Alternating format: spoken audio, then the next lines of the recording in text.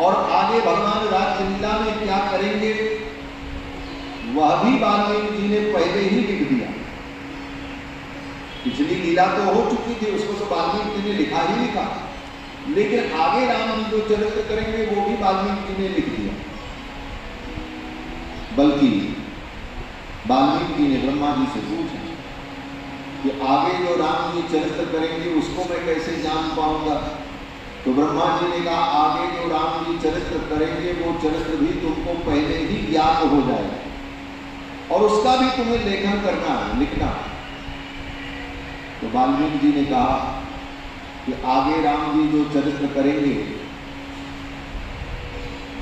उस चरित्र का मैं अगर वर्णन कर दूं और कहीं राम जी ने अपना प्रोग्राम बदल दिया, जो पहले से फिक्स है चरित्र उसको छोड़ दिया उनका मन, भाई भगवान भगवान, वो सोच रहे चलो छोड़ो अब इतना चरित्र हम नहीं करेंगे,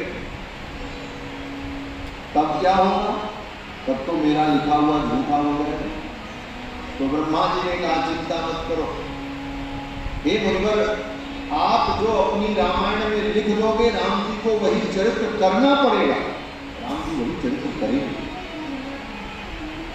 तच्चाप्य विदितम सर्वम विदितम ते भविष्यति न ते वाद नृता आपते काव्यत्र भविष्यति। ब्रह्मा जी ने कहा वाल्मीकि तुम्हारी वाणी काव्य में कहीं झूठी नहीं होगी।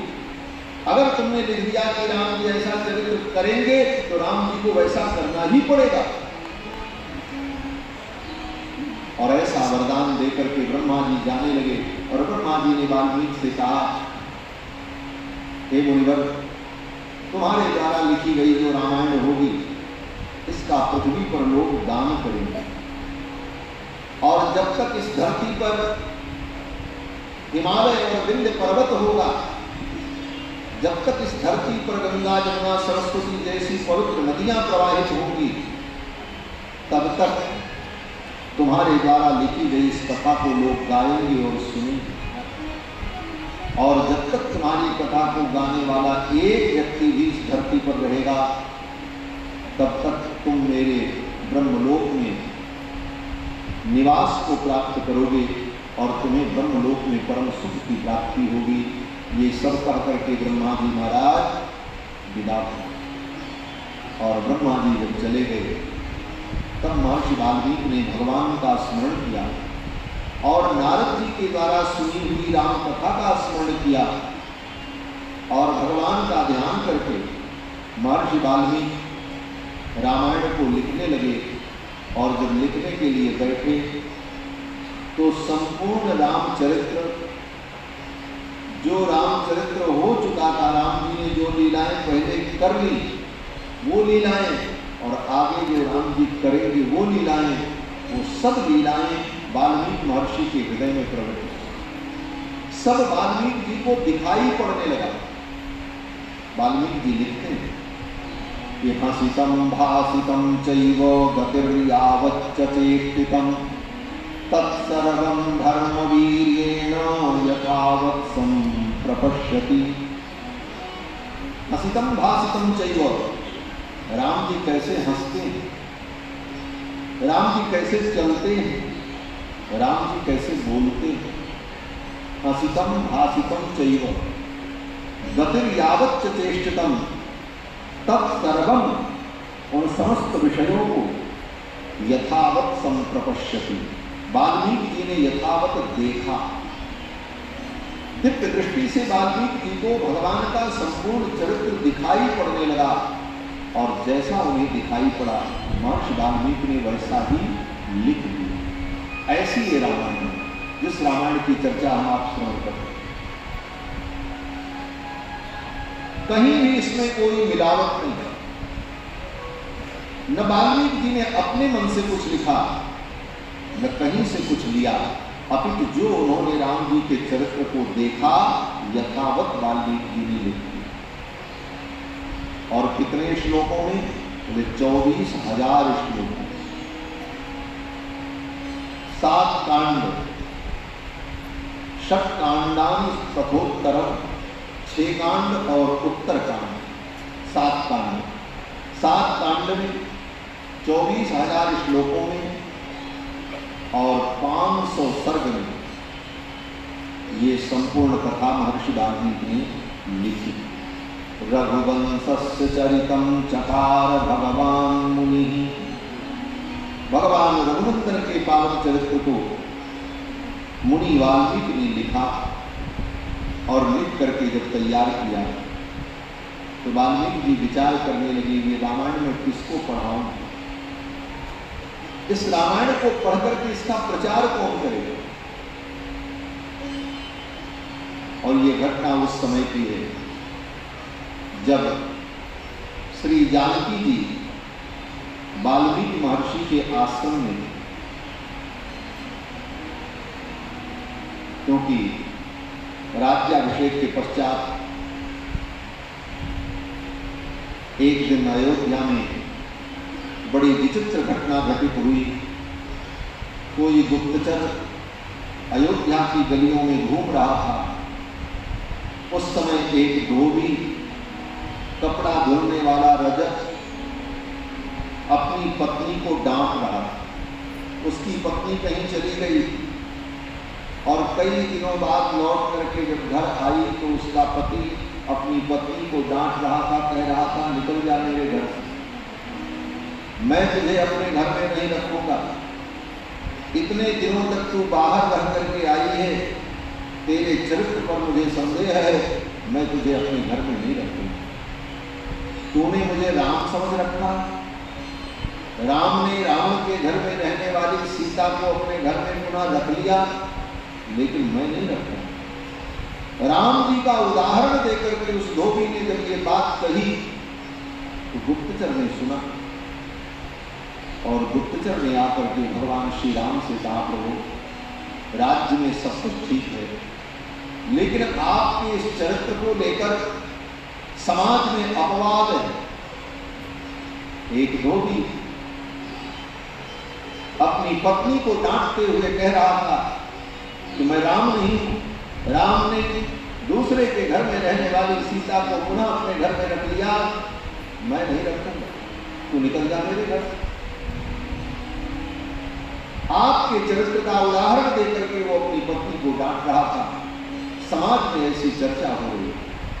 भगवान श्री राम ने विचार किया, मेरे चरित्र से अगर किसी को गलत प्रेरणा प्राप्त होती है तो मुझे इसका परिमार्जन करना चाहिए।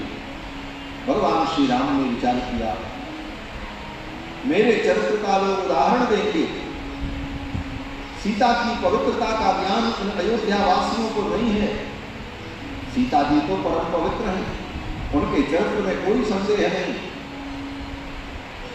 और सीता की तो भगवान ने अग्नि परीक्षा भी ली, लेकिन उस अग्नि परीक्षा को अयोध्या के लोगों ने नहीं देखा। अगर राम जी कहें भी कि मैंने अग्नि परीक्षा ली, सीता परम पवित्र है, मेरी सीता के विषय में ऐसा मत कहो, तो प्रजा के लोग यही कहेंगे कि ये इनकी पत्नी है, इसलिए ये अपनी पत्नी का पक्ष ले रहे। राजा को तो निष्पक्ष होना, राजा की निष्पक्षता पर संदेह होगा, इसलिए प्रजा के संतोष के लिए, प्रजा की प्रसन्नता के लिए भगवान ने निर्णय किया कि मैं सीता का त्याग करूं। और सदा के लिए त्याग नहीं, कुछ दिनों के लिए त्याग, तब तक के लिए त्याग जब तक सीता के पवित्र चरित्र को अयोध्या के लोग जान न जाए। सीता जी के पवित्र चरित्र को जब अयोध्या के लोग जान जाएंगे, इनके मन का संदेह दूर हो जाएगा, तब सीता मेरे साथ रहेंगी तो किसी को कोई आपत्ति नहीं।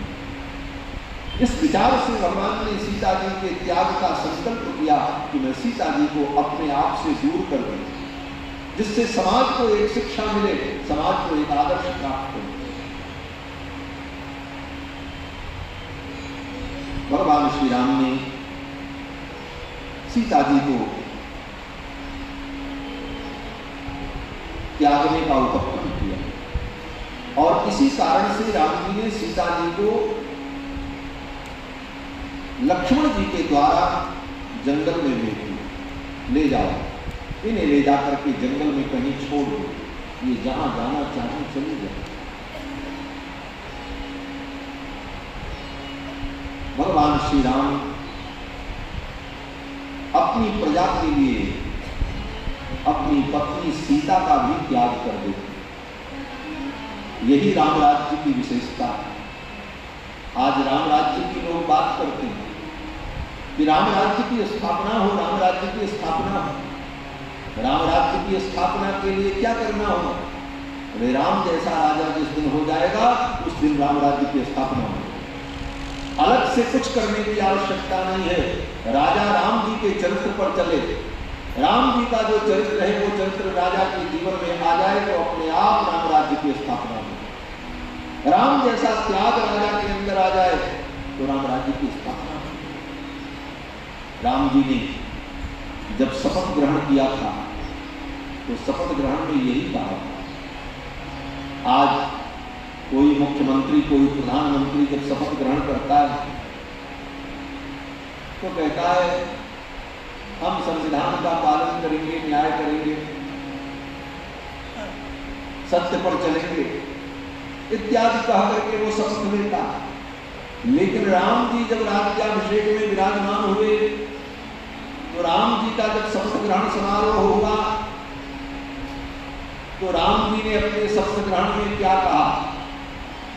कभी विचार किया? सुन लो, राम जी ने अपने शपथ ग्रहण में यही कहा कि हे प्रजा के लोगों, स्नेहम दयाम च सौख्यम च यदि वा जानकीमपि आराधनाय लोकस्य मुंचतो नास्ति मे गथा।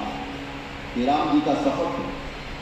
राम जी ने अपने शपथ ग्रहण में यही कहा कि स्नेहम अपना स्नेह, दयाम अपनी दया, सौख्यम अपना सुख, यदि वा जानकीमपि मेरी परम प्रियतमा जानकी, प्रजा के हित के लिए, लोक के हित के लिए अगर मुझे अपना स्नेह, अपना सुख, अपनी दया, यहां तक कि अपनी सीता का भी मुझे त्याग करना पड़े तो मुझे त्याग करने में कोई दुख नहीं होगा।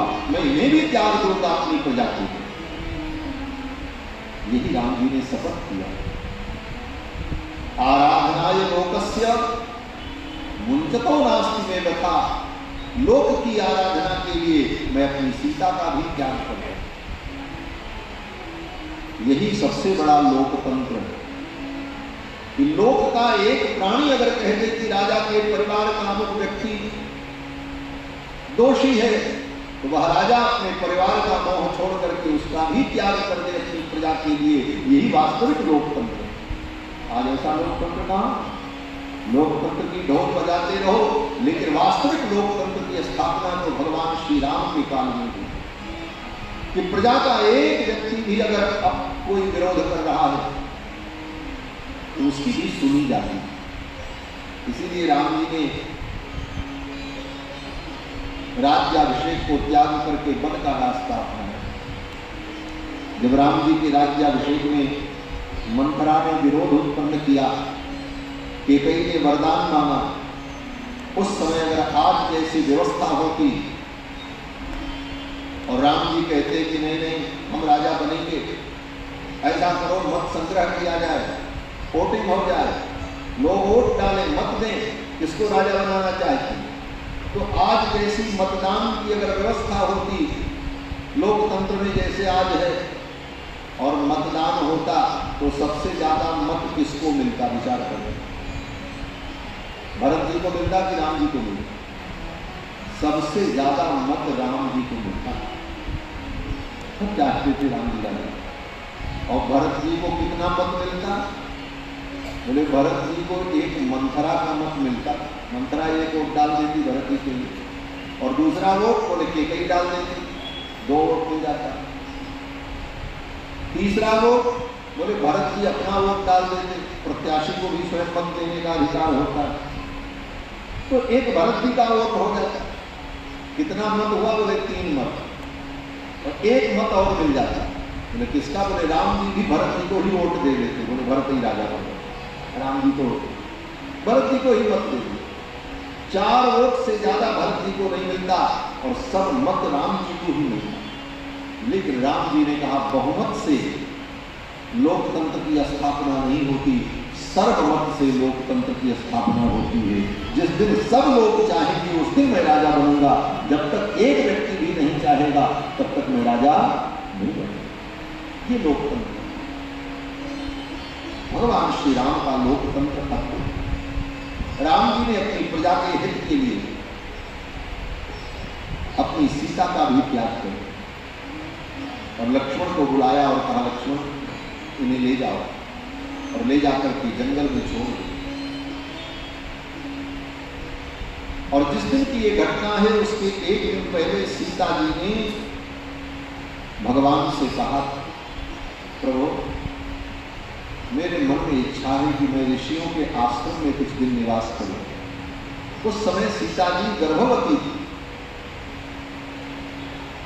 सीता जी अंतर्वतनी थी और सीता जी ने कहा, मेरे मन में है कि मैं कुछ दिन महात्माओं के आश्रम में रहूं और वहीं सत्संग करूं। तो भगवान ने कहा था, ठीक है, कोई व्यवस्था करेंगे। ये घटना एक दिन पहले की और दूसरे दिन ये घटना घटित हो गई कि धोबी ने इस प्रकार अपनी पत्नी को डांटते हुए कहा और गुप्तचर ने आकर के बताया। तो राम जी ने सोचा, सीता जी की भी इच्छा थी कि जंगल में ऋषि मुनियों के आश्रम में निवास करें, और ये अपवाद भी अयोध्या में चल रहा है, तो क्यों न सीता जी को मैं अपने आप से कुछ दिनों के लिए दूर कर दूं। ये अपवाद भी समाप्त हो जाएगा और सीता की इच्छा भी पूर्ण हो जाएगी। और तीसरा एक कारण और बड़ा महत्वपूर्ण कारण, वो कारण क्या था? बोले उस कारण का वर्णन गोस्वामी तुलसीदास जी महाराज करते अपनी रामायण, अपने ग्रंथ में, गीतावली रामायण में,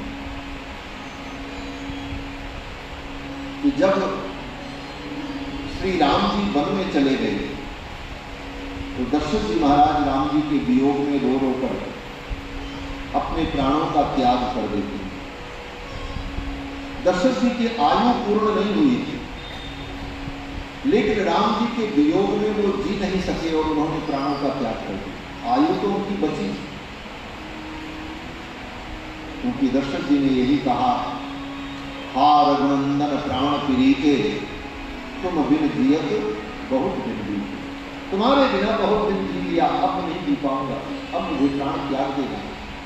दशरथ जी की आयु शेष बची थी, लेकिन राम के वियोग में दशरथ जी जी न सके और मरते मरते उन्होंने अपनी आयु राम जी को दे दिया। मेरी जो आयु बची है मेरे पुत्र राम को प्राप्त होगा। तो दशरथ जी ने अपनी बची हुई आयु को राम जी को दे दिया। जब उस आयु के भोग का समय आया, पिताजी की आयु के भोग का समय, तब राम जी ने विचार किया कि मैं पिताजी के आयु का भोग कर रहा हूं, और जिस समय मैं पिता की आयु का भोग करूं उस समय सीता मेरे साथ रहे, ये धर्म नहीं होगा, क्योंकि पिता के लिए तो सीता बहू है और मैं पिता की आयु का भोग कर रहा हूं। इस काल में सीता का मेरे पास रहना ये धर्म के अनुकूल नहीं होगा, इसलिए सीता जी को अपने आप से कुछ दिनों के लिए दूर कर देना चाहिए। पितु आयु को पुनि भोग देखो, किए बने बनाओ, परिहरे बिनु जानकी, ना ही अनग उपाओ। भगवान ने विचार किया, सीता जी को त्यागे बिना कोई उपाय नहीं। अगर सीता मेरे साथ रहेंगी तो यह अनुचित होगा, क्योंकि पिता की आयु का मुझे भोग करना। इस कारण से भी भगवान ने सीता जी को वन में भेजने की योजना बनाई, और ये तीन कारण जब एकत्रित हुए, एक सीता जी की स्वयं की इच्छा मुनियों के आश्रम में जाने की, दूसरा पिता की आयु के भोग के लिए, और तीसरा लोकापवाद, लोक के अपवाद को समाप्त करने के लिए, और एक चौथा अति महत्वपूर्ण कारण जिस कारण से भगवान ने सीता जी को त्यागा, वो चौथा कारण क्या है? वो चौथा कारण ये है कि वाल्मीकि जी के द्वारा रामायण की रचना हो, और जब तक भगवान की करुणा वाल्मीकि जी पर नहीं होगी, तब तक वाल्मीकि जी के अंदर यह सामर्थ्य नहीं होगा कि वो रामायण की रचना कर सके। भगवान की कृपा के बिना कोई क्या कर सकता है? और भगवान की कृपा का साक्षात स्वरूप क्या है? बोले भगवान की कृपा का साक्षात स्वरूप भगवती जानकी। भगवान की करुणा ही मूर्तिमती होकर सीता के रूप में विद्यमान है। तो भगवान ने अपनी करुणा को वाल्मीकि महर्षि के आश्रम में भेजने के लिए ये लीला रची कि इस बहाने सीता वाल्मीकि जी के आश्रम में जाएंगी, मेरी करुणा का दर्शन होगा वाल्मीकि को, और वाल्मीकि के अंदर ये सामर्थ्य आ जाएगा कि वो रामचरित्र का लेखन कर सके, रामायण की रचना। इस कारण से भी भगवान ने जानकी जी को जंगल में भेजने की योजना बनाई और लक्ष्मण जी को बुलाया और लक्ष्मण से कहा कि लक्ष्मण, तात तुरत ही साज संदन सी अले चढ़ाई। हे लक्ष्मण, रथ तैयार करो और सीता को रथ पर बैठा लो और वाल्मीकि मुनि स आश्रम आयौ पहुंचाई। वाल्मीकि मुनि के आश्रम में ले जाकर के सीता को पहुंचा दो। लक्ष्मण जी महाराज जानकी जी को रथ में बैठा करके लेकर के गए और वाल्मीकि महर्षि के आश्रम के सन्निकट की सीता जी को छोड़ दिया और चलते समय लक्ष्मण जी ने कहा, मेरे अपराध को क्षमा करें मां, मैं आपको प्रणाम करता हूं, लेकिन मैं प्रभु के अधीन हूं। प्रभु की आज्ञा हुई है कि आपको जंगल में छोड़ दिया जाए और छोड़ करके मैं लौट रहा हूं, इसलिए मैं आपको यही जंगल में अकेले छोड़कर जा रहा हूं। ऐसा कह करके लक्ष्मण जी चल पड़े। सीता जी अत्यंत दुखी हुई कि प्रभु ने मेरा त्याग कर दिया, अब मुझे मर जाना चाहिए, अब मैं जी करके क्या करूंगी? और सीता जी नदी में कूदकर अपने प्राणों का त्याग करने के लिए उद्यत हुई, लेकिन अगले ही क्षण सीता जी के मन में यह भाव आया कि मुझे तो मरने का भी अधिकार नहीं, मैं मरने के लिए भी स्वतंत्र नहीं, मैं तो भगवान के अधीन, मैं प्रभु के अधीन हूं, और जो भगवान के अधीन होता है उसे अपने से मरने का भी अधिकार नहीं। अगर अपने से मरने का व्यक्ति प्रयास करे तो उसे आत्महत्या का पाप लगता है। हम आप सब भगवान के अधीन हैं, हमको न जीने का स्वतंत्र अधिकार है न मरने का स्वतंत्र अधिकार है। भगवान के ही अधीन हमें जीना भी है और भगवान के अधीन होकर के हमें मरना भी। अपने से आप मरने का भी प्रयास करते हो तो आत्महत्या का पाप ही करें। सीता जी ने मरने का संकल्प त्याग किया और सीता जी ने मन में विचार किया, रघुनंदन एक पत्नी व्रत, दूसरा विवाह वो करेंगे और मेरा भी उन्होंने त्याग कर दिया और मेरे गर्भ में जो बालक है वो रघुवंश का बालक है।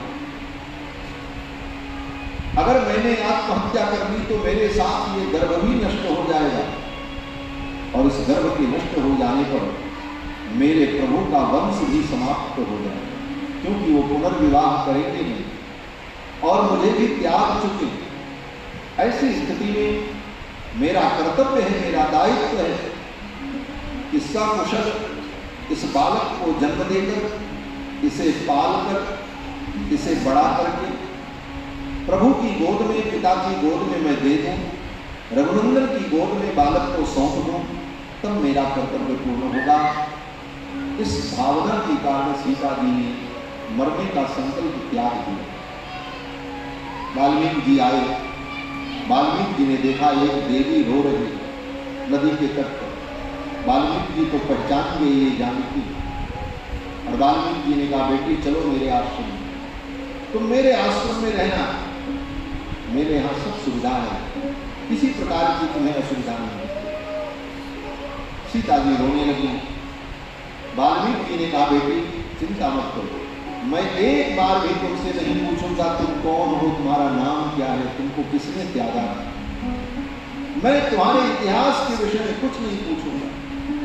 एक मानवता के तहत मैं तुम्हें अपनी कुटिया में ले जाऊंगा और वहां तुम रहना और वहां सब सुविधा तुम्हें प्राप्त होगी। मैं कभी तुमसे नहीं पूछूंगा तुम्हारे पति ने तुम्हें क्यों त्यागा, क्या कारण है, तुम्हारा नाम क्या है, और मैं किसी को बताऊंगा भी। सीता जी को लेकर के महर्षि वाल्मीकि अपनी कुटिया में आए। आश्रम के लोगों ने पूछा ये देवी कौन है। उस जमाने में आज ऐसी व्यवस्था नहीं थी कि पेपर पत्रिकाएं हुआ करती, कोई मीडिया होती कि लोग जिसको जीवन में कभी नहीं देखे उसको भी पहचान लेते, क्योंकि जिसको साक्षात कभी हमने आप नहीं देखा लेकिन उसकी फोटो पत्रिका में, पेपर में, टीवी में कहीं कहीं देख करके हम उसे पहचानते हैं, भले उससे न मिले, लेकिन उस जमाने में ऐसी व्यवस्था नहीं थी। इसलिए सीता जी को किसी ने देखा नहीं। वहां आश्रम के लोग जानते तो थे कि सीता जी भगवान श्री राम की पत्नी है, लेकिन कौन सीता है ये साक्षात लोगों ने देखा नहीं। वाल्मीकि जी के आश्रम के लोगों ने पूछा वाल्मीकि जी से ये देवी कौन है, तो वाल्मीकि जी ने कहा इस देवी का नाम है वन देवी, ये वन की देवी। सीता का नाम नहीं बताया वाल्मीकि जी ने किसी से, तो इसका नाम वन देवी। लोगों ने पूछा ये आपको कहां से मिली, कहां से आप इन्हें लाए। वाल्मीकि जी ने कहा वन देवी, वन में ही दिया, वन में ही मुझे मिली। कोई भी पूछता तो वाल्मीकि जी यही कहते थे इनका नाम वन देवी, और वन में ही इनको मैंने प्राप्त किया और वन में ही लेकर के इनको आश्रम में आया, और ये मेरी बेटी के समान है और ये इसी आश्रम में है। इसके बाद किसी की हिम्मत नहीं कि कोई वाल्मीकि से पूछ सके कि ये देवी कौन है और क्यों। अब तो सीता जी महर्षि वाल्मीकि के आश्रम में रहने लगी और धीरे धीरे समय पूरा हुआ। बालक के जन्म का समय आया तो वाल्मीकि जी को बड़ी चिंता हुई। बालक का जन्म होगा, बालक का जात कर्म संस्कार कौन करेगा। जात कर्म संस्कार तो पिता करता है और इनके पिता आएंगे नहीं, रघुनंदन यहां आएंगे नहीं, उन्होंने सीता का त्याग किया। और जात कर्म संस्कार अगर पिता न करे तो चाचा को करना चाहिए, बाबा को करना चाहिए। और ऐसे अवसर पर जात कर्म संस्कार के लिए कौन आएगा। वाल्मीकि जी को बड़ी चिंता है। कुटिया में सीता जी लेटी हुई थी, प्रसव वेदना होने लगी, बालक के जन्म का समय सन्निकट आ गया। वाल्मीकि जी की चिंता बढ़ गई, अब बालक का जन्म होगा और ये जात कर्म संस्कार कौन करेगा। तब तक वाल्मीकि जी ने देखा बाजा गाजा सुनाई पड़ने लगा, हाथी घोड़ों के आने की आहट मिली। वाल्मीकि जी ने शिष्यों से पूछा कौन आ रहा है। शिष्यों ने आकर के कहा वाल्मीकि जी से मुनिवर अयोध्या के राजकुमार श्री शत्रुघ्नलाल मथुरा पर आक्रमण करने के लिए सेना लेकर के इसी मार्ग से जा रहे हैं। उसी समय मथुरा में लवणासुर नाम का एक असुर था जिसके आतंक से मथुरा के लोग अत्यंत त्रस्त थे। और मथुरा के ब्राह्मण ऋषि मुनि महात्माओं ने आकर के राम जी के दरबार में निवेदन किया कि लवणासुर के आतंक से हमें आप मुक्ति प्रदान करो। तो राम जी ने शत्रुघ्न जी को आदेश दिया था, शत्रुघ्न तुम जाओ और जाकर के लवणासुर का वध करो और मथुरा के लोगों को सुखी करो। और चलते समय राम जी ने शत्रुघ्न लाल के मस्तक पर तिलक किया और कहा मथुरा का मैं तुम्हें राजा घोषित करता हूं, क्योंकि अयोध्या तो चक्रवर्ती सम्राटों की नगरी रही है। सारी पृथ्वी का साम्राज्य अयोध्या के राजाओं का साम्राज्य होता था। इसलिए मथुरा का राज्य भी भगवान ने शत्रुघ्न को सौंप दिया और कहा जाओ जाकर के लवणासुर का वध करो। राम जी के चरणों में प्रणाम करके शत्रुघ्न जी चल पड़े। शत्रुघ्न जी ने मन में सोचा प्रभु का आशीर्वाद मिल गया है, लेकिन मैया जानकी का आशीर्वाद नहीं मिला। माँ जानकी का भी आशीर्वाद मिले, तभी हमारी विजय होगी। इसलिए शत्रुघ्न जी ने सोचा चलो इधर से वाल्मीकि महर्षि के आश्रम की ओर से होकर के जाते हैं और माँ जानकी का दर्शन करके उनका आशीर्वाद प्राप्त करके मथुरा पर आक्रमण करने के लिए जाऊंगा। इस विचार से शत्रुघ्न जी महाराज महर्षि वाल्मीकि के आश्रम में पहुंचे और जो ही शत्रुघ्न जी पहुंचे तब तक उधर श्री सीता जी ने सुंदर 2 पुत्रों को जन्म दिया। वाल्मीकि जी लिखते हैं कि यामेव रात्रि शत्रुघ्न पर्णशालां समाविशत्, जिस रात्रि में शत्रुघ्न जी वाल्मीकि जी की कुटिया में आए, तामेव रात्रि सीता की प्रसूता भारतद्वयम्, उसी रात्रि में सीता ने सुंदर 2 पुत्रों को जन्म दिया। वाल्मीकि जी के नेत्र सजल हो गए, भगवान ने कितनी कृपा की। इधर सीता ने पुत्र को जन्म दिया और मानव जात कर्म संस्कार करने के लिए रघुनंदन ने शत्रुघ्न को ही भेज दिया।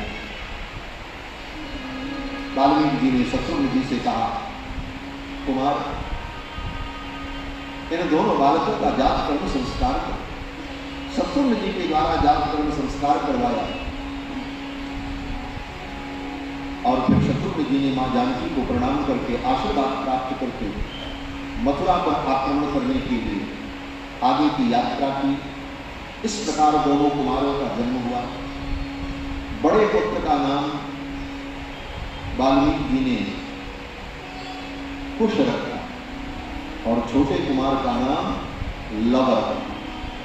कुश बड़े भाई हैं और लव छोटे हैं, लेकिन व्यवहार में हम लोग लवकुश ऐसा कहते हैं तो लगता है लव बड़े होंगे कुश छोटे होंगे। लव का नाम पहले आता है, कुश का नाम बाद में आता है, लेकिन ऐसा नहीं। कुश बड़े हैं, लव छोटे हैं। वाल्मीकि जी कहते हैं कुशी लव धर्मज्ञो राजपुत्र यशस्वी। कुश और लव और दोनों भाई धीरे धीरे बड़े हुए। महर्षि वाल्मीकि ने इनका यज्ञोपवीत संस्कार किया, चारों वेदों का अध्ययन कराया, धनुर्विद्या सिखाई और समस्त प्रकार के विषयों का, विद्याओं का बोध कराया और दोनों बालक महर्षि वाल्मीकि के आश्रम में रहते खेलते और कुछ ही दिनों में समस्त विद्याओं में पारंगत होते। और इधर वाल्मीकि जी ने रामायण की रचना की। इसी समय रामायण की रचना भी चल रही। जब रामायण लिख करके तैयार कर ली वाल्मीकि जी ने, तब वाल्मीकि जी ने सोचा ये रामायण मैं किसको पढ़ाऊं, इसको पढ़ करके कौन गाएगा, कौन सुनाएगा, इस कथा का विस्तार कौन करेगा। ये सोच रहे थे वाल्मीकि जी, विचार कर रहे थे। तब तक दोनों बालक कुश और लव कहीं से खेलते हुए आए और आकर के गुरु जी के चरणों में प्रणाम किया। आश्रम में ही रहते थे, खेलते रहते थे। जब तक खेलते हुए आए और आकर के दोनों भाइयों ने जब वाल्मीकि जी को प्रणाम किया तो वाल्मीकि जी ने सिर उठा करके देखा। देखते तो रोज थे, आश्रम में ही दोनों बालक रहते, लेकिन आज जब वाल्मीकि जी ने देखा तो इनको कुछ और ही दिखाई पड़ा। क्या दिखाई पड़ा? बोले कुश और लव में राम जी का दर्शन होने लगा। वाल्मीकि जी को लगा कि जैसे बिंबात तिरोत्थितौ बिंबौ राम देहात तथा करो। जैसे बिंब से 2 बिंब प्रकट हुए, बिंबात उत्थितौ बिंबौ राम देहात तथा करो। जैसे राम रूपी बिंब से 2 बिंब प्रकट हुए। संसार में बिंब से बिंब नहीं प्रकट होता, बिंब से प्रतिबिंब तो प्रकट होता है। सूर्य बिंब है और सूर्य का प्रतिबिंब, 1000 घड़े में पानी रख दो तो 1000 घड़े के पानी में सूर्य का प्रतिबिंब दिखाई पड़े। बिंब एक होता है, प्रतिबिंब अनेक हो सकते हैं, लेकिन बिंब से बिंब प्रकट हो यह दुर्लभ है। लेकिन वाल्मीकि जी ने अनुभव किया कि राम रूपी बिंब से कुश और लव ये दो बिंब प्रकट हुए। बिंबात दिवोत्थितौ बिंबौ राम देहात कथा पर। क्यों? बोले दोनों भाइयों की आकृति प्रकृति ठीक राम जी के समान। राम जी का बचपन में जैसा स्वरूप वैसा ही स्वरूप कुश और लौ का, वैसी ही नाक, वैसी ही आंख, वैसा ही वो, वैसी ही कद काठी, सब कुछ लग रहा था जैसे एक राम जी के अंदर से दो राम जी प्रकट हो गए।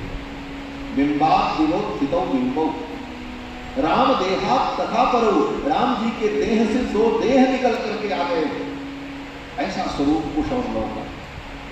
और ऊपर से नीचे तक वाल्मीकि जी ने देखा और विचार किया, इनकी वाणी बड़ी मधुर है, इनका स्वर भी बहुत अच्छा है, इन्होंने वेद शास्त्र का अध्ययन भी किया है, क्यों मैं इनको ही रामायण पढ़ा दूं, इनसे बढ़िया अधिकारी कौन मिलेगा।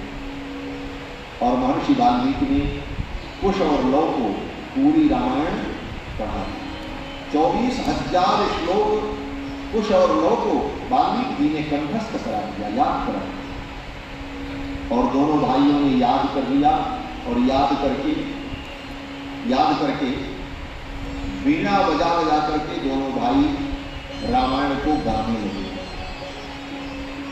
तंत्री लय समन्वितौ, वाल्मीकि जी कहते हैं तंत्री लय समन्वितौ, तार वाद्य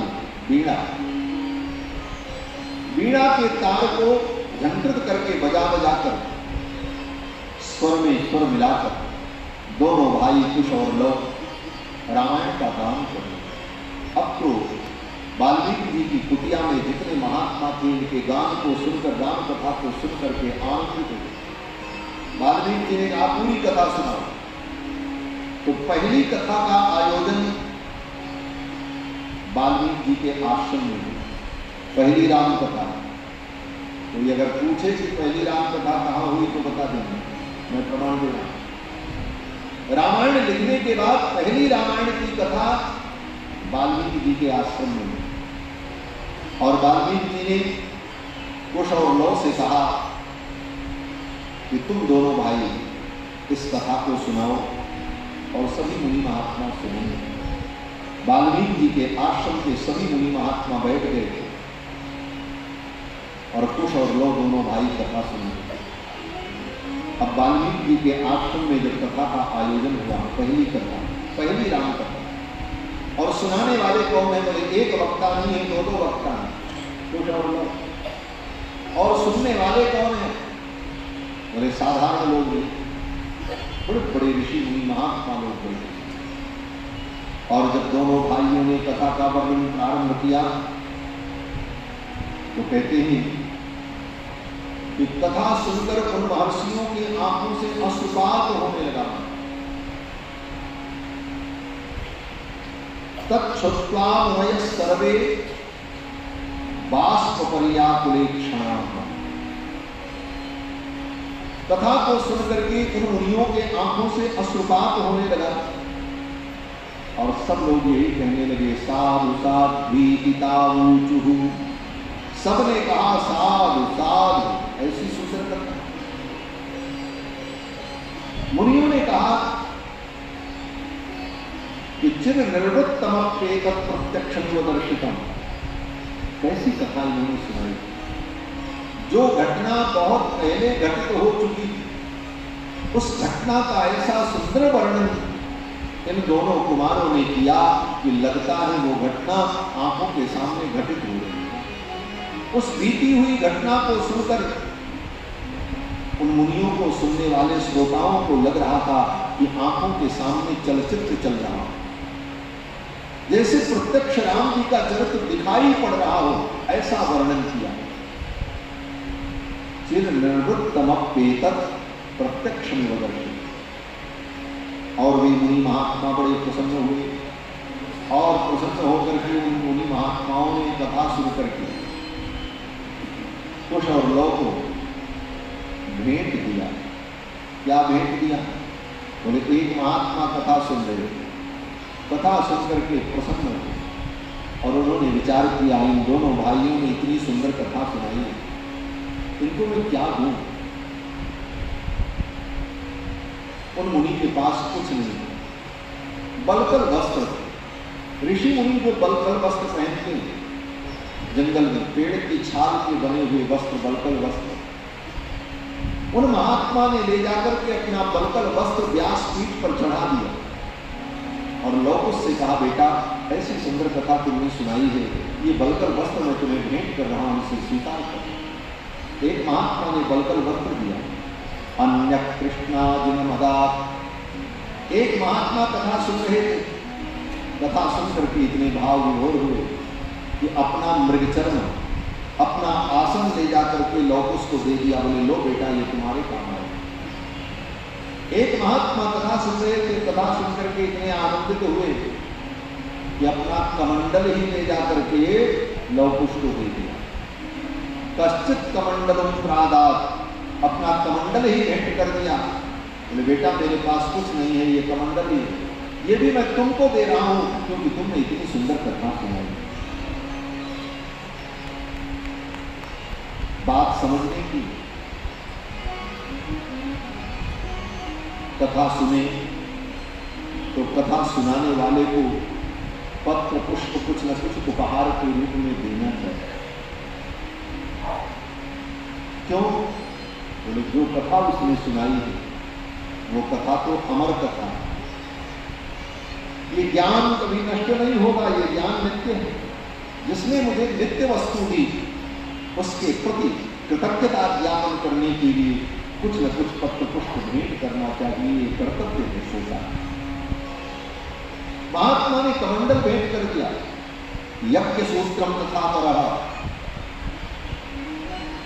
एक महात्मा थे वो कथा सुन रहे थे, कथा सुनकर के इतने आनंदित हुए, उनके पास कुछ नहीं था, विरक्त महात्मा। एक यज्ञोपवीत था, क्योंकि यज्ञोपवीत अगर अशुद्ध हो जाए तो बदलना पड़ता है, इसलिए ब्राह्मण लोग 2-4 यज्ञोपवीत तो अपने पास रखते ही रखते हैं कि कहीं यज्ञोपवीत अशुद्ध हो जाए तो बदलने के लिए रहना चाहिए। अपने बदलने के लिए यज्ञोपवीत रखे थे महात्मा ने ले जाकर के वो यज्ञोपवीत ही व्यासपीठ पर चढ़ा दिया, लौकुश को दे दिया, बोले बेटा लो ये तुम्हारे काम आए। एक महात्मा कथा सुन रहे थे, जा रहे थे लकड़ी काटने के लिए जंगल में, यज्ञ के लिए संध्या लेने के लिए जा रहे थे और कथा हो रही, बैठ गए कथा सुनने के लिए, मन लग गया कथा में, लकड़ी काटना भूल गए। जब पूरी कथा हो गई, कथा का विश्राम हुआ, तो महात्मा ने सोचा हम तो लकड़ी काटने जा रहे थे, लकड़ी भी नहीं काट पाए और कथा सुनकर के परम आनंद हुआ। अब मैं इनको क्या भेंट करूं, मेरे पास तो कोई वस्तु भी नहीं है। तो हाथ में वो कुल्हाड़ी थी, लकड़ी काटने वाली कुल्हाड़ी, वो कुल्हाड़ी ही ले जाकर के महात्मा ने व्यासपीठ पर चढ़ा दिया और कहा ये तुम्हारे काम आएगी, तुमको लकड़ी काटने की जरूरत पड़ेगी तो तुम्हारे काम आ जाएगी। कुठार मकर ओ मुनि, वाल्मीकि जी कहते हैं कि एक महात्मा ने वो कुठार, लकड़ी काटने वाली कुल्हाड़ी ही व्यासपीठ पर ले जाकर के चढ़ा दिया और कहा बेटा ये तुम्हारे काम। जटाबंधनमन्यस्तु, एक महात्मा बड़े विलक्षण, उनकी जटाएं बहुत बड़ी बड़ी, उन जटाओं को बांधने के लिए वो एक डोरी रखते थे, उसी डोरी से अपनी जटा को बांधते थे और बाकी शरीर पर कोई कपड़ा नहीं, केले के पत्ते की लंगोटी लगाकर भजन करते। विरक्त महात्माओं का जीवन बड़ा त्यागमय होता है। केवल केले के पत्ते की लंगोटी अंग ढकने के लिए, केला का पत्ता चौड़ा होता है, बड़ा होता है, उसी को लंगोटी के समान बना करके अपने अंगों का आच्छादन कर लेते थे और अपने पास कुछ नहीं रखते। जटाएं बहुत बड़ी थी तो बिखर जाएं तो असुविधा होती थी, इसलिए जटाओं को बांधने के लिए एक रस्सी रखते थे, कुश की बनी हुई रस्सी, मुंड की बनी हुई रस्सी, उसी से जटाओं को बांध लेते और उनके पास कुछ नहीं। ऐसा अपरिग्रह में जीवन था। कथा सुनो, कथा सुन करके उनको भी आनंद की अनुभूति हुई। महात्मा ने सोचा मैं इनको क्या भेंट करूं, ऐसी सुंदर कथा इन्होंने सुनाई। तो क्या किया, कुछ कोई वस्तु तो थी नहीं पास में। जटा बांधने वाली जो डोरी थी उसी को खोला। आज के हिसाब से कहो तो हेयर बैंड जिसको कहा जाता है, बाल बांधने वाला रबड़ डोरी, उस जमाने में डोरी ही होती। उस डोरी को खोला और खोल करके महात्मा ने व्यास जी पर चढ़ा दिया और कहा, बेटा कितनी सुंदर कथा सुनाई है तुमने, ये जटा बांधने की डोरी है, मैं तुम्हें दे रहा हूं, तुम्हारे भी केश बड़े बड़े हैं, तुम्हारे काम में आ जाए। इस भाव से अपने जटा बंधन का ही दान कर दिया। कुछ महात्मा ऐसे थे जो परम विरक्त थे, जिन्होंने जीवन में कभी कुछ संग्रह नहीं किया, कथा सुनकर के भाव विभोर हो गए। देने के लिए उनके पास कोई भौतिक वस्तु नहीं थी, लेकिन मन में आया मैं इन्हें क्या भेंट करूं, ऐसी सुंदर कथा सुनाई नहीं। तो महात्मा ने कहा, बेटा ऐसी सुंदर तुमने कथा सुनाई है, मैंने तो जीवन में कोई संग्रह नहीं किया, जीवन में हमने केवल तप किया है, तपस्या के अतिरिक्त मेरे जीवन में कुछ नहीं है। इसलिए हे बेटा ऐसी सुंदर कथा तुमने सुनाई है, मैं अपनी तपस्या का फल तुम्हें प्रदान करता हूं, मेरी आयु तुम्हें प्राप्त हो जाए, तुम दीर्घायु हो जाओ और इसी प्रकार सदा सुंदर कथा सुनाते रहो और लोक का कल्याण करते रहो। अपनी आयु का दान कर दिया। कुछ और लोग आयुष्यमपरे तथा आयुष्यमपरे प्रादुर्मुदा सत्यमहर्षयः ददुश्चैव वरान् सर्वे मुनयः सत्यवादिनः। उन सत्यवादी मुनियों ने कुश और लौ को वरदान दिया, दीर्घायु होने का वरदान दिया। बोले बेटा मेरे पास कुछ नहीं, लेकिन वरदान देने की क्षमता मेरे अंदर है, हम सत्यवादी हैं, इसलिए हम वरदान देते हैं, हे लवकुश तुम दीर्घायु हो और दीर्घकाल तक इसी तरह सुंदर कथा सुना करके, प्रभु के मंगलमय चरित्र को सुना करके लोगों को आनंद प्रदान करते रहो। ऐसा आशीर्वाद। ऐसी अद्भुत कथा वाल्मीकि महर्षि के आश्रम में जब हुई तो वाल्मीकि भी बड़े प्रसन्न हुए।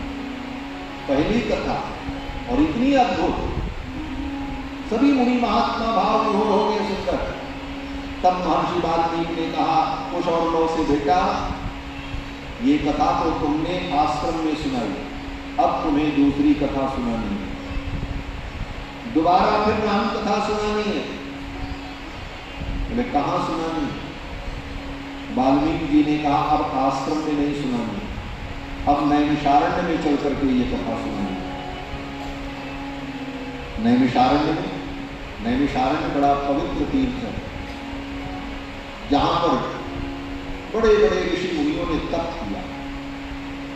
वाल्मीकि जी ने कहा नैमिषारण्य में अयोध्या के चक्रवर्ती सम्राट महाराज रघुनंदन का अश्वमेध यज्ञ हो रहा है।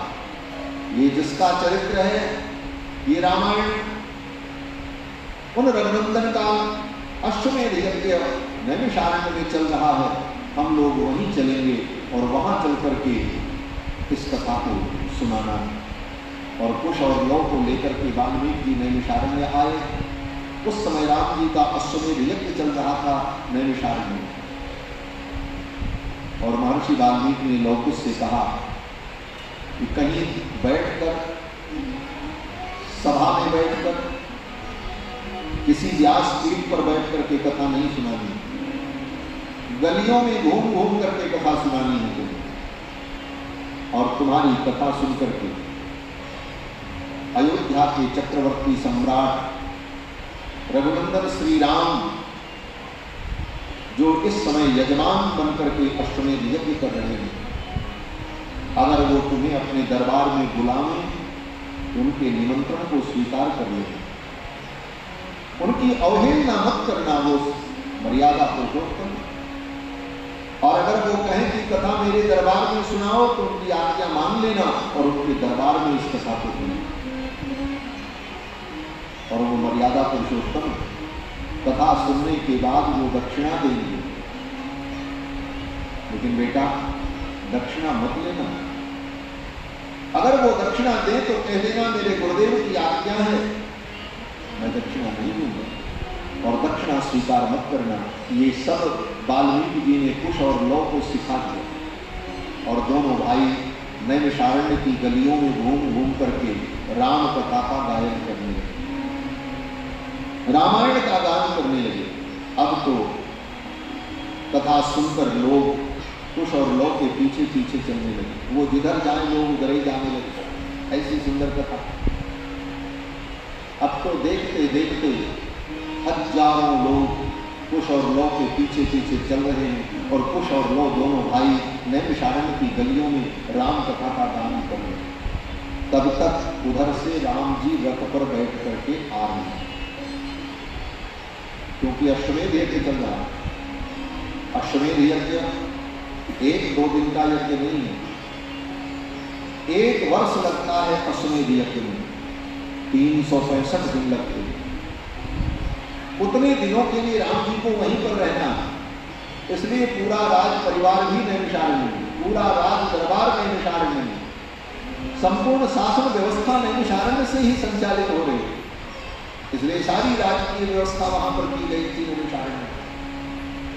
राम जी रथ पर बैठ करके उधर से आ रहे, इधर से कुश और लव रामायण का गान करते हुए जा रहे हैं। राम जी ने देखा अपार जन समूह पीछे पीछे चल रहा है और ये दोनों भाई ऋषि कुमार कथा का गान कर रहे हैं। राम जी ने जब देखा तो राम जी का रथ रुक गया। रथ्यासुराजमार्गेषु ददर्श भरताग्रजः। भरताग्रज रघुनंदन श्री राम ने जब देखा दोनों भाइयों को और इतनी भीड़ को देखा तो राम जी ने अपने मंत्रियों से पूछा, ये क्या? मंत्रियों ने बताया, ये दोनों भाई आपके चरित्र का गान कर रहे हैं, रामायण का गान कर रहे हैं, और ये सुनने के लिए लोग पीछे पीछे दौड़ रहे हैं।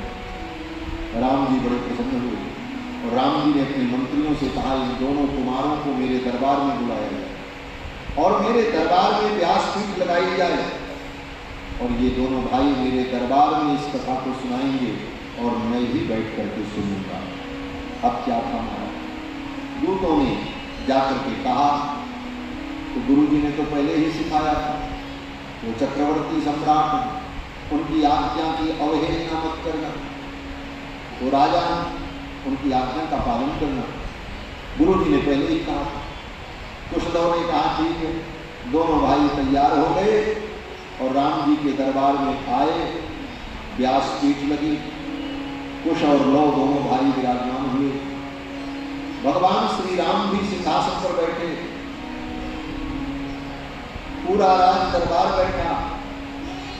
अन्य तीनों भाई भैया भरत, लक्ष्मण, शत्रुघ्न, हनुमान जी महाराज, सुग्रीव, अंगद, विभीषण, ये बड़े बड़े लोग वहां विराजमान थे, क्योंकि राम जी का यज्ञ चल रहा था।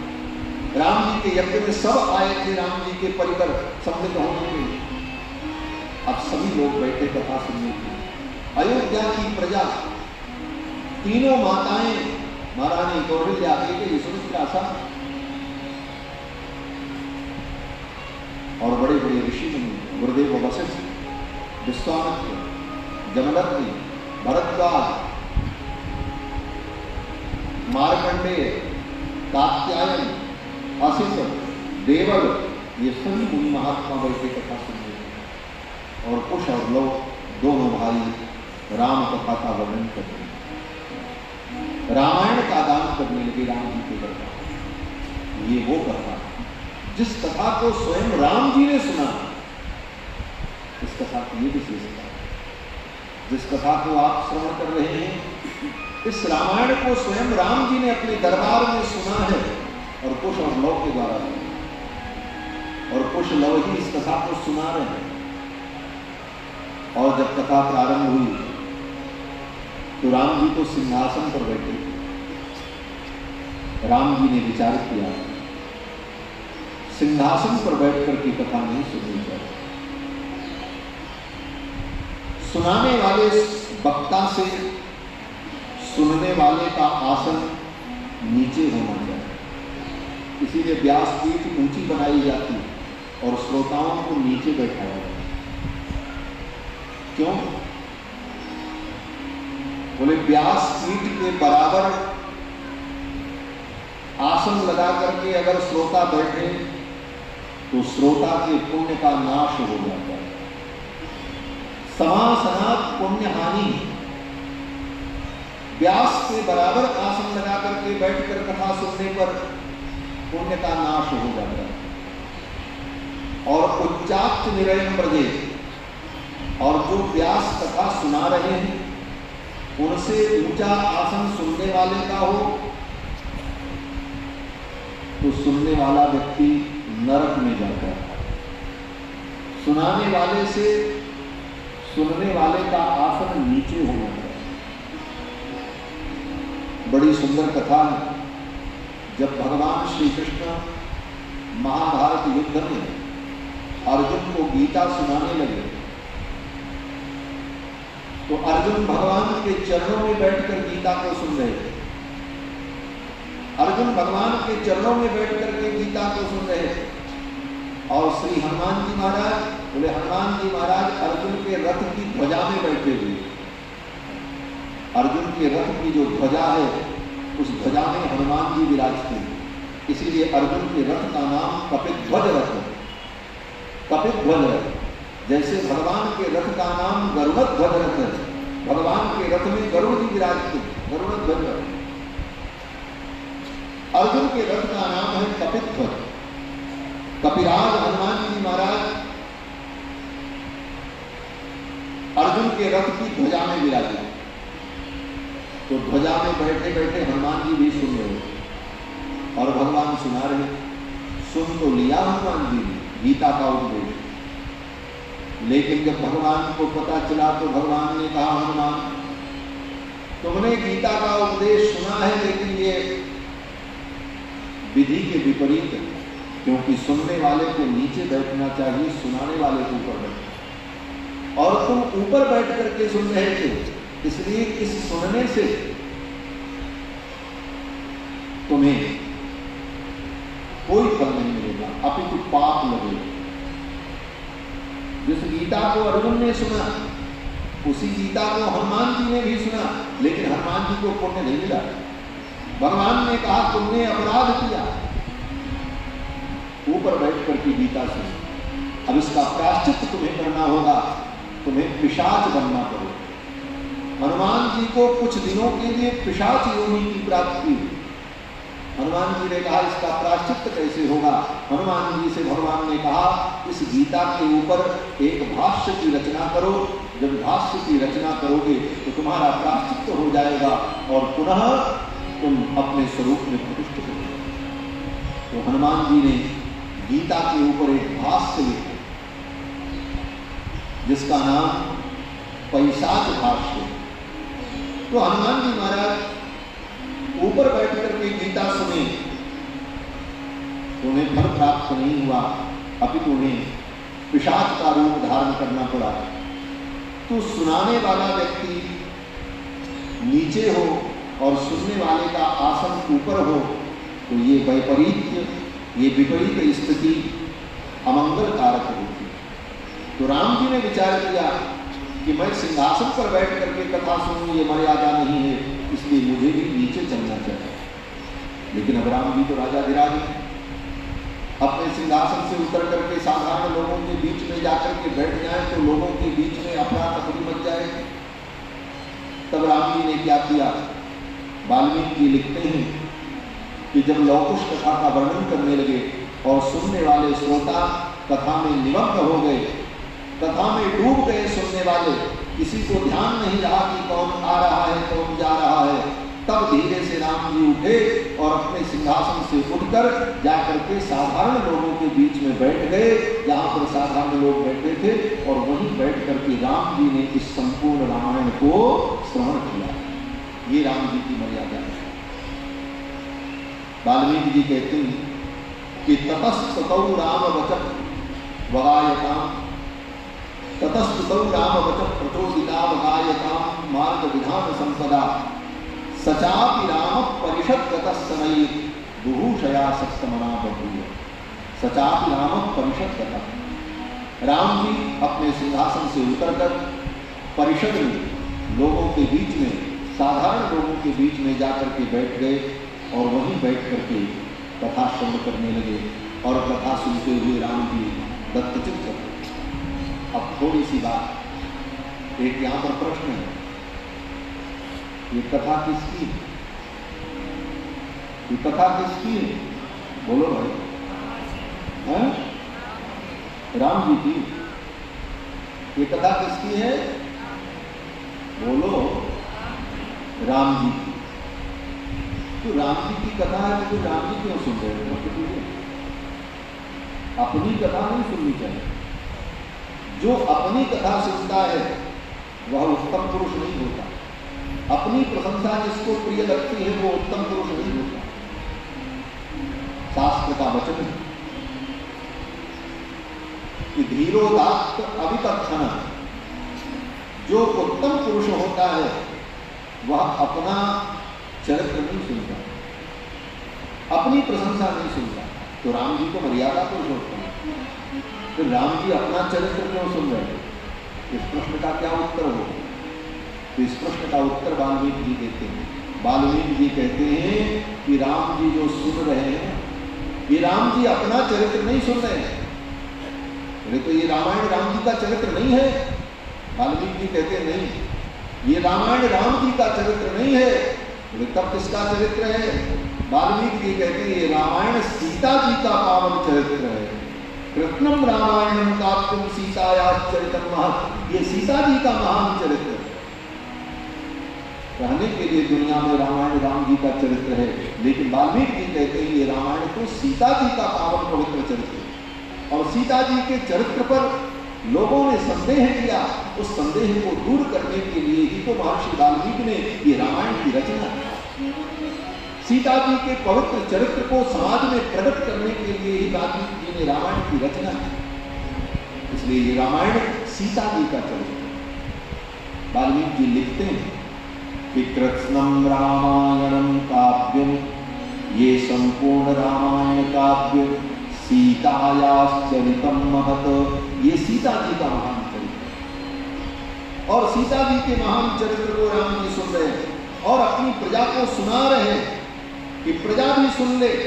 जिस सीता के ऊपर लोगों ने संदेह किया उस सीता का चरित्र कितना पवित्र है, ये समाज जिस दिन जान जाएगा तो लोगों के मन का संदेह दूर हो, लोगों के मन का संदेह दूर हो जाए। सीता जी के चरित्र के विषय में लोगों को जो संदेह है अयोध्या के लोगों को, उस संदेह को दूर करने के लिए वाल्मीकि जी ने रामायण की रचना की और लौकुश ने अयोध्या में राम जी के दरबार में सुना। एक व्यक्ति ने कहा जब ये सीता जी का चरित्र है तो इसका नाम तो सीतायन होना चाहिए था, इसका नाम रामायण क्यों रखा वाल्मीकि जी? और जब सीता जी का चरित्र है तो इसका नाम लिख देते सीतायन, फिर इसका नाम रामायण क्यों रखा? तो बात सही है। रामायण इसलिए रखा कि रामायण का मतलब राम जी का चरित्र नहीं, रामायण का मतलब रामस्य अयनम रामायणम, ये राम जी का घर है। अयन माने घर, रामस्य अयनम रामायणम, राम जी का अयन, अयन माने घर। तो राम जी का घर कहाँ है? बोले सीता जी के इसी चरित्र में राम जी निवास करते हैं, ये राम जी का निवास है, राम जी का घर है। इस सीता जी के चरित्र में ही राम जी प्रतिष्ठित हैं। बोले बीच बीच में राम जी की भी कथा आती है। बोले राम जी की कथा इसलिए आती है कि राम जी सीता जी के पति हैं, अब सीता जी के ही इर्द गिर्द घूमते हैं तो उनकी भी चर्चा आएगी ही आएगी, स्वाभाविक है। परंतु प्रधानता सीता जी के चरित्र की। कृत्स्नम रामायणम काव्यम सीतायाश्चरितम महत्, ये सीता जी का महान चरित्र है रामायण महाभारत। और लौकुश ने वर्णन प्रारंभ किया और सबसे पहले लौकुश ने अयोध्या का वर्णन किया। कथा यहीं से शुरू हो गई। अभी तक तो जो मैंने आपको सुनाई ये कथा की भूमिका थी। अब कथा प्रारंभ हो गई। ये तो कथा की भूमिका थी। लौकुश अयोध्या में राम जी के दरबार में जब कथा कथा प्रारंभ करते हैं तो सर्वप्रथम अयोध्या का वर्णन किया, क्योंकि अयोध्या से ही ये कथा शुरू होती है, अयोध्या में ही इस कथा का प्रादुर्भाव होता है। इस कथा के नायक और नायिका का केंद्र बिंदु अयोध्या है, इसलिए सर्वप्रथम अयोध्या का वर्णन किया। और एक सर्ग में 23 श्लोकों में अयोध्या का जो वर्णन किया है, 23 श्लोकों में कुश और लव ने अयोध्या का वर्णन किया। अयोध्या क्या? कुश और लव कहते हैं ये अयोध्यापुरी वो नगरी है जिस नगरी को संपूर्ण विश्व की राजधानी होने का गौरव प्राप्त है। ये गौरव किसी नगरी को प्राप्त नहीं। दिल्ली बहुत बड़ी नगरी है, महानगर, लेकिन वो केवल भारत की राजधानी है। दुनिया में बड़े बड़े शहर हैं, लेकिन वो किसी एक देश की राजधानी हो सकती है, लेकिन संपूर्ण पृथ्वी की राजधानी होने का अगर किसी को गौरव है तो वो अयोध्या है। अयोध्या के जितने राजा हुए वो चक्रवर्ती सम्राट, संपूर्ण पृथ्वी उनकी होती। अयोध्या विश्व की कैपिटल सिटी, विश्व की राजधानी। लोग कुछ कहते हैं कि सर्वा पूर्वमियम एसाम आसीत कृष्णा वसुंधरा, संपूर्ण वसुंधरा जिन राजाओं के द्वारा पालित होती रही, ऐसे राजाओं की राजधानी अयोध्या। और ये अयोध्या में जितने राजा हुए उनका चरित्र, बोले एक एक राजाओं का महान चरित्र होगा। सब राजाओं का चरित्र वर्णन नहीं किया जा सकता, लेकिन एक उदाहरण, लौकुश कहते हैं बहुत राजाओं का मैं नाम नहीं लूंगा, लेकिन एक राजा का चरित्र सुन लो। कौन से राजा? बोले अयोध्या के एक राजा हुए जिनका नाम था सगर। क्या नाम था? सगर। बोले उनकी विशेषता क्या थी? बोले सगर ने इतना बड़ा तालाब, इतना बड़ा सरोवर बनाया जो विश्व का सबसे बड़ा जलाशय हुआ, जिसका नाम पड़ गया सागर। सागर माने समुद्र। सागर को किसने बनाया? सागर जिसको हम समुद्र कहते हैं, सागर माने समुद्र। और समुद्र को किसने बनाया? समुद्र पूरी दुनिया में, समुद्र के बराबर दुनिया में कोई जलाशय नहीं है। और इतने बड़े जलाशय को बनाने वाला कौन है? तो अयोध्या के राजा महाराज सगर ने बनाया, इसीलिए उसका नाम सागर पड़ा। लौकुश कहते हैं एसाम सगरो नाम सागरो ये न खानिता। अयोध्या के एक राजा का पता, महाराज सगर, जिन्होंने सागर बना दिया, सागर खोद दिया। लोग एक कुआं और बावड़ी नहीं खुदवा पाते, लेकिन महाराज सगर ने इतना बड़ा सरोवर बनाया कि सारे विश्व का जल वहां एकत्रित होता है और सागर पूरी दुनिया में फैला। लौकुश कहते हैं अयोध्यापुरी को किसी इंजीनियर ने नहीं बनाया, न किसी बुद्धिमान व्यक्ति ने अयोध्या को बसाया, अपितु अयोध्या नगरी को इक्ष्वाकु मनु भगवान नारायण से मांग करके इस पृथ्वी पर लेकर के आया। अयोध्यापुरी इस धरती का कोई टुकड़ा नहीं है जिसको सजा करके अयोध्या नाम दे दिया गया। अयोध्यापुरी पृथ्वी से अलग है। महाराज इक्ष्वाकु ने भगवान नारायण से जाकर के कहा कि मुझे प्रजा के पालन के लिए एक नगर की आवश्यकता है और आपका वैकुंठ अत्यंत सुंदर है। मैं चाहता हूं कि आपके वैकुंठ का ही एक हिस्सा हमें प्राप्त हो जाए और उसी को मैं पृथ्वी पर स्थापित करके उसी नगर का मैं राजा बनूं।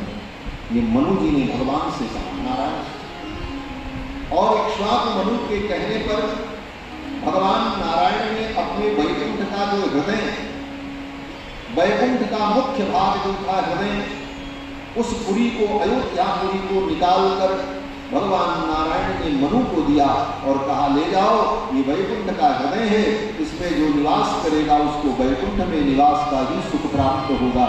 ये कहकर वैकुंठनाथ भगवान ने वैकुंठ के हृदय को, अयोध्यापुरी को इक्ष्वाकु मनु को दिया और इक्ष्वाकु मनु लेकर के आए। और जब धरती पर अयोध्या को स्थापित करने लगे तो अयोध्या के प्रभाव से धरती इधर उधर होने लगी, क्योंकि अयोध्या को संभालने की क्षमता धरती के अंदर नहीं। तब भगवान ने अपने सुदर्शन चक्र को भेजा और भगवान का सुदर्शन चक्र आया और धरती पर सुदर्शन चक्र विराजमान हुआ। तब उस सुदर्शन चक्र के ऊपर अयोध्यापुरी को मनु जी ने विराजमान किया। या चक्रो परिराजते भुवि सदा, भगवान के सुदर्शन चक्र पर विराजमान अयोध्यापुरी वैकुंठ का हृदय।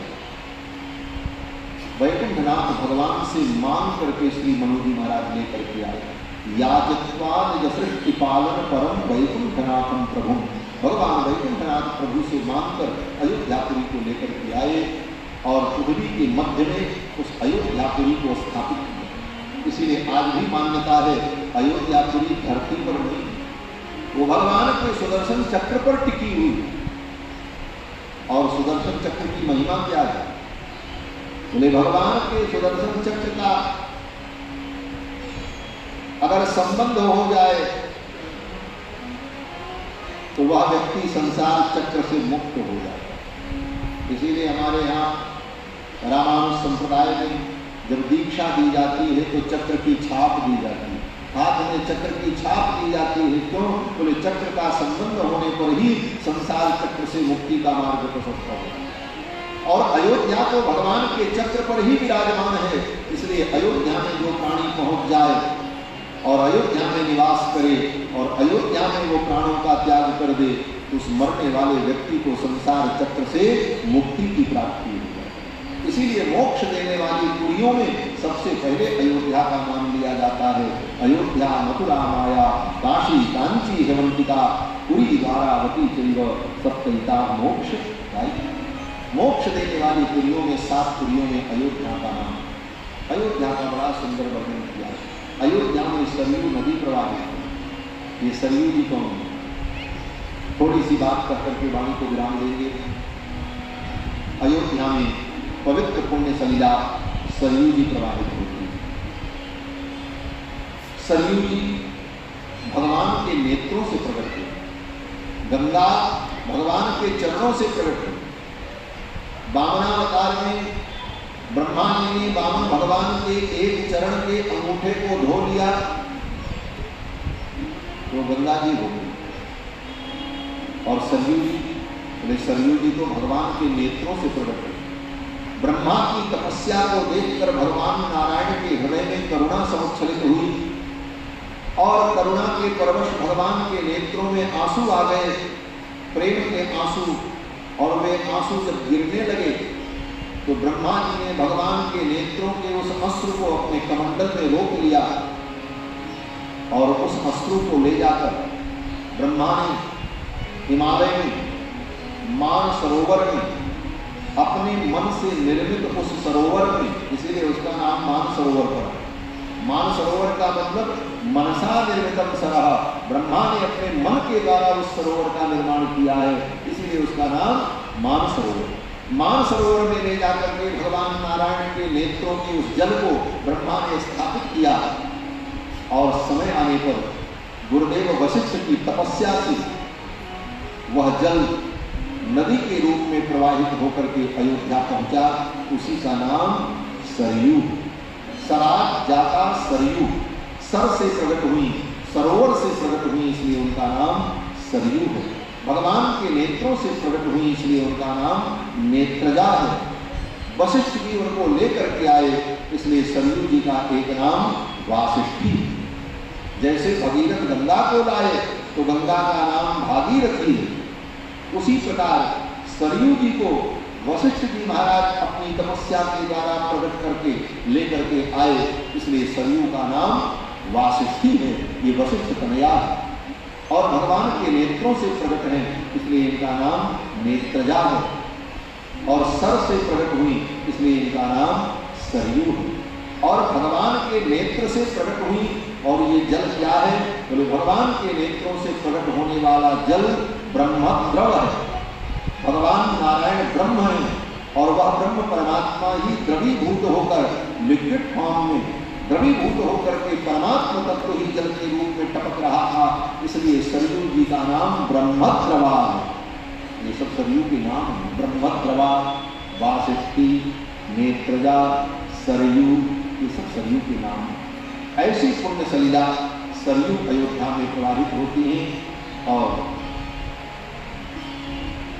12 योजन लंबी और 3 योजन चौड़ी अयोध्यापुरी बड़े बड़े प्रासाद और महल से शोभित, बड़े बड़े उद्यान और उपवन से सुशोभित ऐसी दिव्य अयोध्यापुरी, जिस अयोध्यापुरी में देव गंधर्व किन्नर सदा नर्तन करते रहते हैं। बड़े बड़े ऋषि मुनि अमलात्मा महात्मा लोग भी जिस अयोध्यापुरी का दर्शन करने के लिए अपनी तपस्या और अपनी साधना छोड़ करके आते रहते हैं। ऐसी दिव्य अयोध्यापुरी का 23 श्लोकों में वाल्मीकि जी ने वर्णन किया। लौकुश ने अयोध्यापुरी का वर्णन करके सुनाया।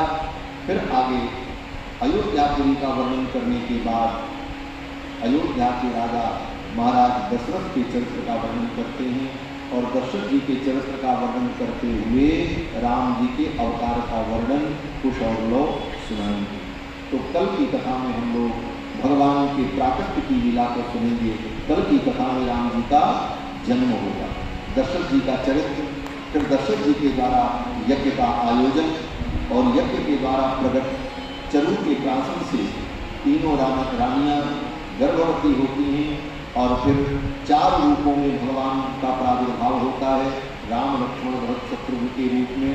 तो कल की कथा में हम सभी लोग राम जी का जन्म महोत्सव मनाएंगे बड़े धूमधाम से। तो आप सभी लोग पूरी तैयारी के साथ आएंगे राम जन्म महोत्सव के लिए। तो कल की कथा में राम जन्म महोत्सव, आज तो अयोध्या का वर्णन, आज तो अयोध्या का प्राकट्य हुआ, अयोध्यापुरी प्रकट हुई। अब अयोध्यापुरी में भगवान प्रकट होंगे। तो कल भगवान के प्राकट्य की लीला का अनुभव करेंगे और अयोध्या की महिमा क्या है, एक भजन के माध्यम से अयोध्या की महिमा को सुने और उसके पश्चात भगवान नाम संकीर्तन और फिर रामायण जी की आरती। सीताराम जी की प्यारी रजधानी लागे, रजधानी लागे, उन्हें तो सरयू जी को पानी लागे। सीताराम जी की प्यारी रजधानी लागे, रजधानी लागे, उन्हें तो सरयू जी को पानी लागे। सीताराम जी की प्यारी रजधानी लागे, रजधानी लागे, उन्हें तो सरयू जी को पानी लागे, उन्हें तो सरयू जी को पानी लागे। धन्य कुलिया धन्य कैकेयी धन्य सुमित्रा मैया, धन्य सुमित्रा मैया, धन्य कुलिया धन्य कैकेयी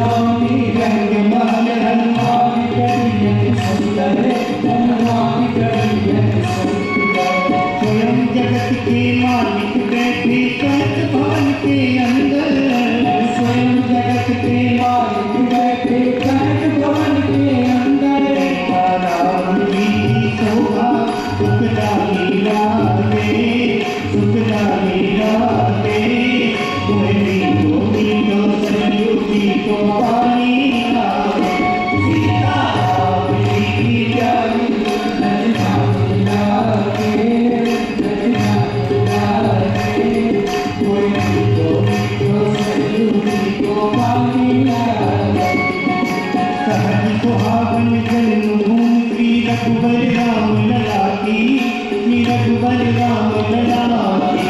सहज सुहावन जन्मभूमि श्री रघुबर राम लला की, श्री रघुबर राम लला की। जानकी महल की सुंदर शोभा लक्ष्मण जी दिखला की, जानकी महल की सुंदर शोभा लक्ष्मण जी दिखला की। कणी कणी में पीत उगानी लागे, उगानी लागे, मोहरी को सरयू जी को पानी लागे। सीता राम जी की प्यारी रजनी लागे, रजनी लागे, सरयू जी को पानी लागे। जय सिया राम दंडवत भैया मधुरी वाणी बोले, मधुरी वाणी बोले। जय सिया राम दंडवत भैया मधुरी वाणी बोले, मधुरी वाणी बोले। हरे कीर्तन संत मगर मन गली गली में डोले, हरे कीर्तन संत मगर मन गली गली में डोले। आधी गली गली में डोले, आधी गली गली में डोले। ओ गली गली में डोले, ओ गली गली में डोले। राम नाम धुन प्यारी मस्तानी लागे, मस्तानी लागे। सरयू जी को पानी लागे। सीता राम जी की प्यारी रजनी लागे, रजनी लागे। सरयू जी को पानी लागे। सीता राम जी की प्यारी रजनी लागे, रजनी लागे। सरयू जी को पानी लागे। सीता राम जी की प्यारी रजनी लागे, रजनी लागे। सरयू जी को पानी लागे, सरयू जी को पानी लागे, सरयू जी को पानी लागे। सरयू जी को पानी लागे, सरयू जी को पानी लागे। बोल श्री सीतारामचंद्र भगवान की जय, अवध धाम की जय, सरयू मैया की जय। श्री सीतारामचंद्र भगवान की जय, सब संतन की जय, सब भक्तन की जय। जय जय सीताराम।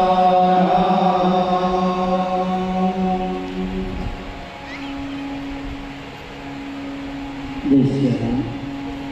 आपकी पूर्व एक सूचना जो हमारी माली जी के द्वारा।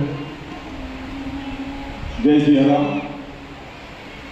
अद्भुत अयोध्या का वर्णन आपने स्वामी जी के श्रीमुख से आज सुना, और कथा भी जो आपने सुनी है मेरे ख्याल से दत्तचित्त होकर कोई भी आदमी यहाँ से जगह पर से हिला नहीं है। मेरे ख्याल से 4 घंटे करीबन कथा चल रही है। जो बातें मूल रामायण में है, जो वाल्मीकि रामायण में है, कल भी मैंने इसका उल्लेख किया था, और वो मूल रामायण की, वाल्मीकि रामायण की गूढ़ बातें अपने को एक अयोध्यावासी श्री स्वामी जी के मुख से यहाँ पर सुनने मिल रही है। यह हमारा बहुत बड़ा भाग्य है। कुछ एकादशी सूचना है।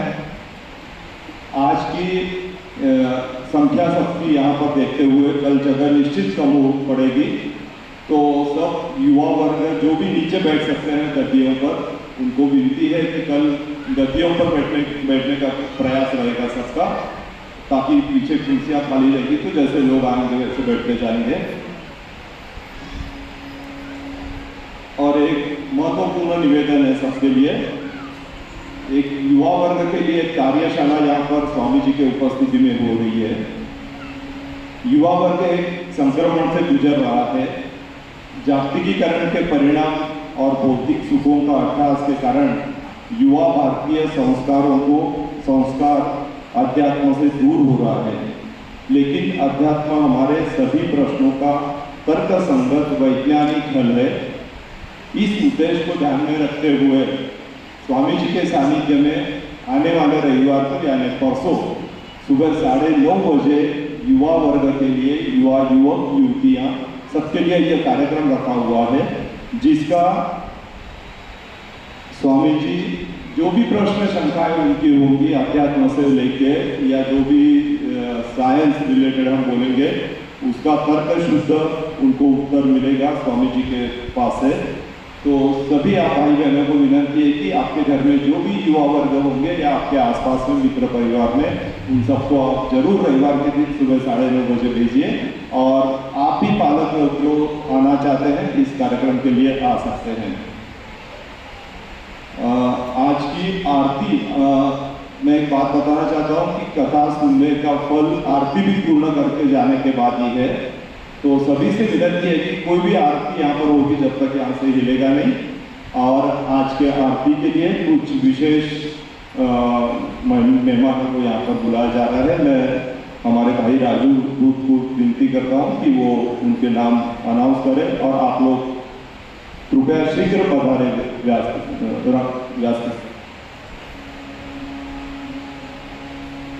आज के आरती के लिए मैं कुछ नाम यहाँ पर ले रहा हूँ, वो सभी स्टेज पर या स्पीड पर पधारे। व श्री सतीश जी मालू सोलापुर और सभी परिवार उनका।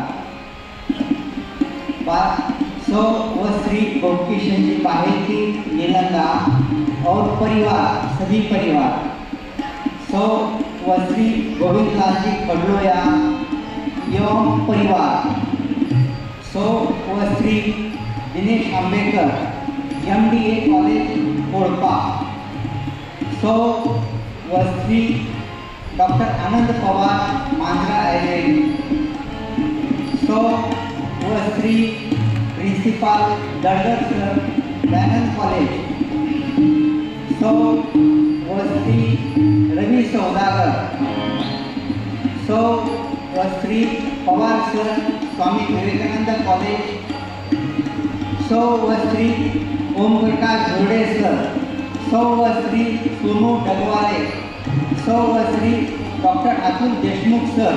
व श्री नंदकिशोर जी लोहिया अध्यक्ष माहेश्वरी समाज शहर लातूर। व श्री विष्णुदास जी सारडा सचिव माहेश्वरी समाज लातूर शहर। व श्री राजेश कुमार बियानी नांदेड़ निवासी। व श्री नंदकिशोर जी बाहेती मुरुड निवासी। यह सभी सम्मान्य सदस्यों को निवेदन है कि वो स्टेज पर प्लास्टिक पर जल्दी से जल्दी पधारे और आरती के लिए उनको पधारना है।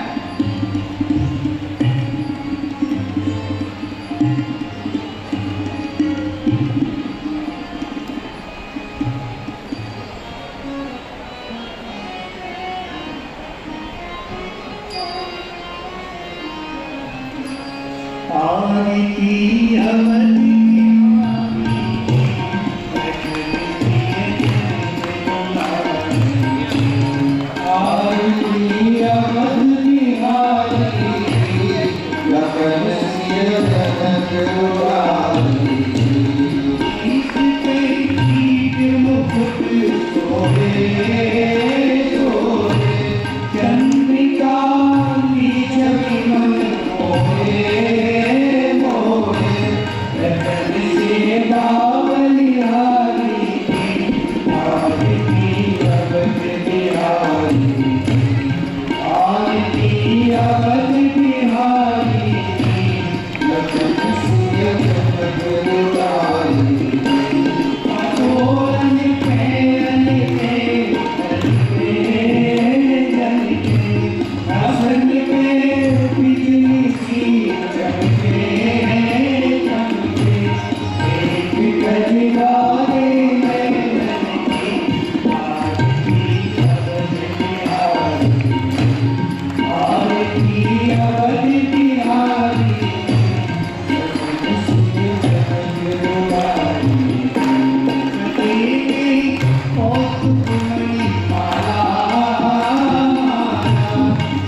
तुलसी मोरे सुरपाला तुलसी जरी शोभा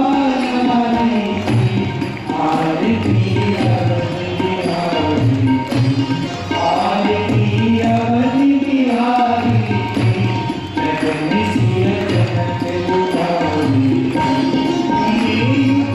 श्याम जोड़ी जोड़ी बजोड़े मन सरमाया जोड़ी जोड़ी करते युगल बिहारी आरती अवधि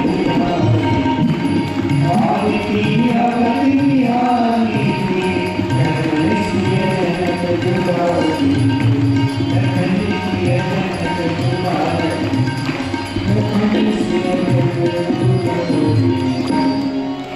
आरातिक्यं समर्पयामि जलेन शीतलीकरणम् आरातिक्यकरणं पुष्पैर्देवाभिवन्दनं हरिः ओम् यज्ञेन यज्ञमयं तदेवास्तानि धर्माणि प्रथमान्यासन्नाम् एह नाकं महिमानः सचन्तयत्रपूर्णे साध्याः सन्ति देवाः ॐ रामाय रामभद्राय रामचन्द्राय वेदसे रघुनाथाय नाथाय सीताया पतये नमः आपदामुपहर्तारं दातारं सर्वसम्पदां लोकाभिरामं श्रीरामं भूयो भूयो नमाम्यहम् मंत्रपुष्पाञ्जलिं समर्पयामि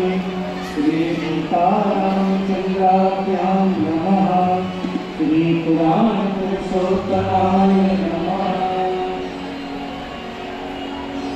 बोले श्री सीतारामचंद्र भगवान की जय, नित्यानाथ भगवान की जय, श्री राम कथा ज्ञान महायज्ञ की जय, भाष्यकार रामानुस्वामी जी महाराज की जय, श्री स्वामी जी महाराज की जय। जय जय सीताराम।